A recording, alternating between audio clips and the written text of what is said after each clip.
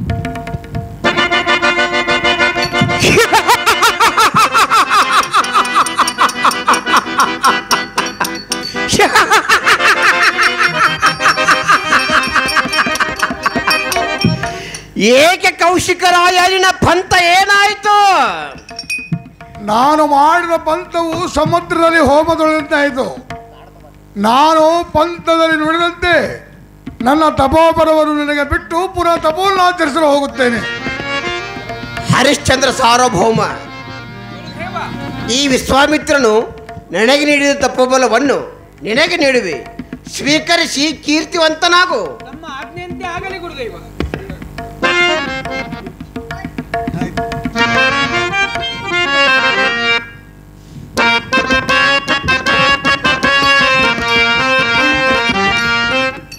ಹರಿಶ್ಚಂದ್ರ, ಗುರುದೇವ, ನೀನು ದಾನವಾಗಿ ನೀಡಿರುವ ನಿನ್ನ ಸಕಲ ಸಾಮ್ರಾಜ್ಯವನ್ನು ಮರಳಿ ಬಿಡುವೆ, ಸ್ವೀಕರಿಸಿ ಕೀರ್ತಿವಂತನಾಗು. ತಮ್ಮ ಆಜ್ಞೆಯಂತೆ ಆಗಲಿ ಗುರುದೇವ.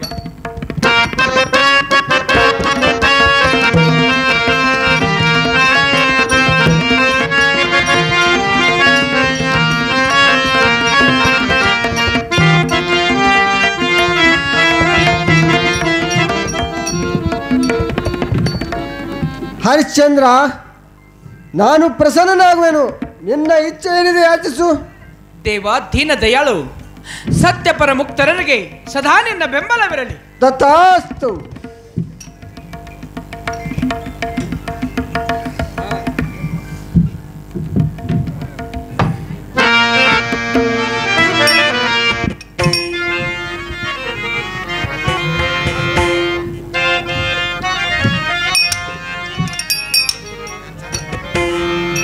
ಜ್ಯೋತಿ ಬೆಳಗುತ್ತಿದೆ ವಿಮಲ ಪರಂ, ಜ್ಯೋತಿ ಬೆಳಗುತ್ತಿದೆ ವಿಮಲ ಪರಂ, ಜ್ಯೋತಿ ಬೆಳಗುತ್ತಿದೆ ವಿಮಲ ಪರಂ, ಜ್ಯೋತಿ ಬೆಳಗುತ್ತಿದೆ ವಿಮಲ ಪರಂ. ಮಾತುಮ ನಂಗಾಳೆಂ ತತ್ತ ಮೀರಿದ